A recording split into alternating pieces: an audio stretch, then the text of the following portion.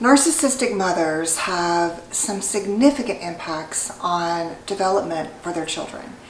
And we find that outside of the number of ways that they can be wounding, the emotional damage in terms of what it creates in a child is significant. Here are 10 ways that narcissistic mothers emotionally wound their children.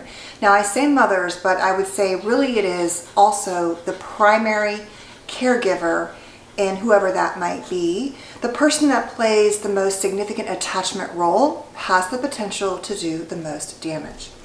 The first one is that narcissistic caregivers, particularly, which is most often mothers, though not always, and could be anyone like I'm saying, does not allow emotional separation. Basically, these mothers, fathers, caregivers create enmeshment, where there's no real separation of self. So the child is emotionally bonded to the mother, and the mother doesn't allow the child to separate, thereby holding the child responsible and engaged in role of emotional regulator and a dependence for the emotions of the parent. So the child feels responsible and enmeshed and unable to separate. Number two, a level of shame is placed just by regard of who the narcissistic parent is. The mother or caregiver hands off shame and creates a world for a child where toxic shame, feeling bad inside, is how the child internalizes a sense of self. From day one, it's always this dynamic where the child is never fully seen and mirrored. And on top of that is this layer of, you are the reason for everything in my world, especially my unhappiness in some way, or anything that you do that doesn't reflect well on me is about your failings and your value, and not about you getting to be a child worthy of their own separate growth and development and self, and beautiful development and self. Number three, that comparison and favoritism is the language of the day in the home. So if there are multiple siblings, the children learn that the emotional wounding is about, at any moment I could lose my golden child status, or that I will always be potentially in the invisible or scapegoat status. But there's a constant triangulation, there's a moving around psychologically of the value of the children and siblings, thereby making the children feel that when you're in that parent's favor, you are the most valuable member of the family, because you actually feel that way, and they often tell you that. Number four, you are an extension of the parent. And so what you do, how you look, what you say, it's like you're a part of me. And when I feel worthy, I might make you feel more worthy, but when I don't, you will feel it. And you're not once again allowed to be separate, and what you do reflects upon me and my value, and I will only reward the things that I see as valuable extensions of who I am. And that makes it difficult for you to see value in yourself, especially if you're doing, loving, or saying things that don't align with the parent's belief about what creates value. The next one is, there are often very significant boundary violations. So boundaries, we're taught, don't matter. They don't exist, and they only, any kind of like setup of rules or expectations or whatever the dynamic is, it is always shifting and moving and only determined by what the parent sees. So the parent says, you can't do this or say this today, that might change tomorrow. But if you try to then say, hey, this seems like appropriate, we're not supposed to do these things, all those rules go out the window. So boundaries are often non-existent or meant to be trampled upon. Number six, competition is normal. You should never shine brighter than the parent, and there will be a punishment for shining too bright. So inherent in the relationship is a value system around competition, that the narcissistic parent will determine that only when I feel on top of the competition will you receive any form of love or support, whatever. It's very conditional. And the parent, I learned as a child that mommy, daddy, parent needs to feel like they're winning the competition at all times. So I have to kind of adjust accordingly.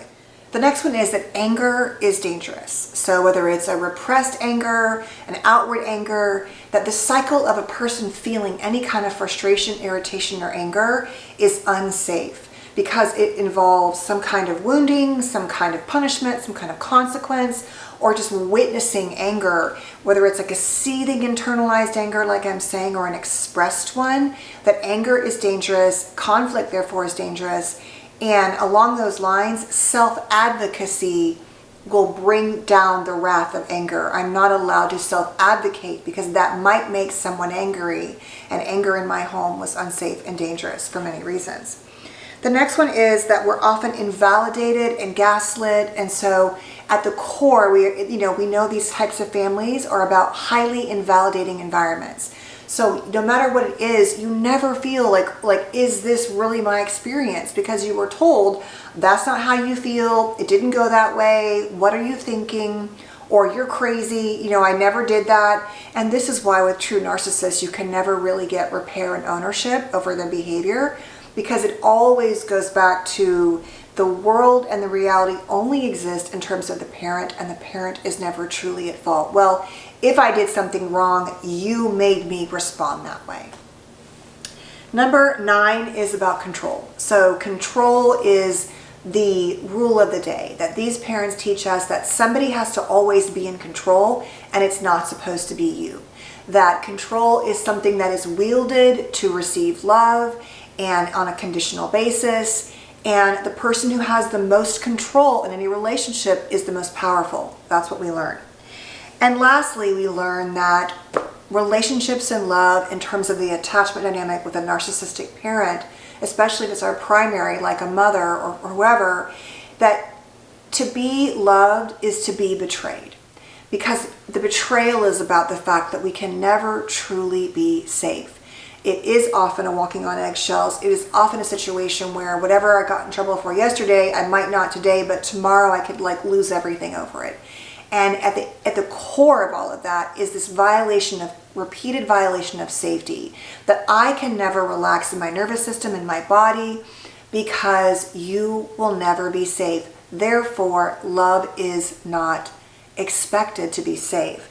And that's how this really plays out, in that the enmeshment, the shame, the control, the criticism, which is also a huge part of how these parents maintain control.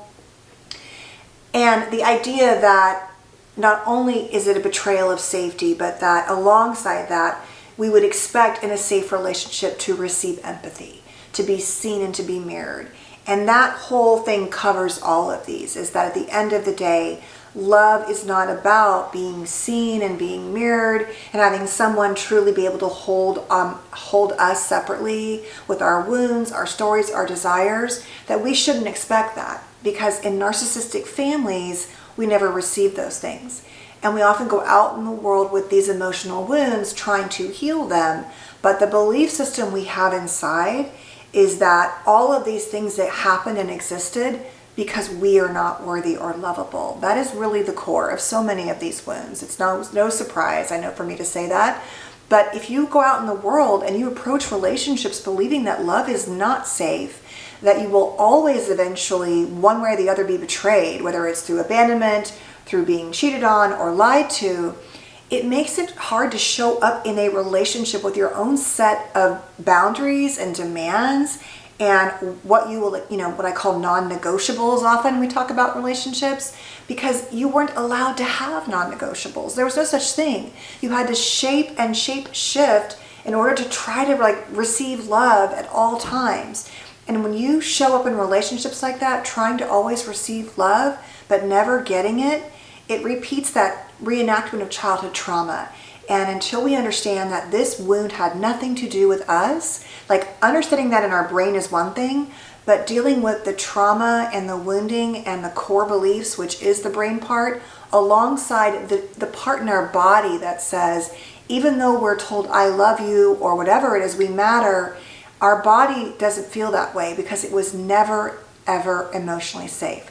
The betrayal is the part that we most lean into, and that is what we have to understand to work on healing our bodies, our brains, and all of those parts of our story in order to have a different set of demands and expectations as we go into relationships.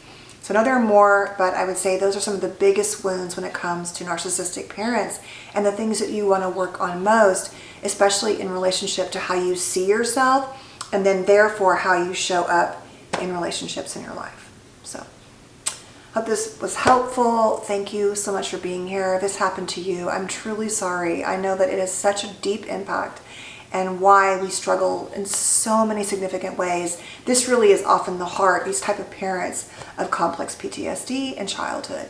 So please know you're worthy of getting support and help in whatever ways you can. I'll list some books that I love around this topic down below in the comments. Thanks for being here. Stay safe, and I'll see you soon.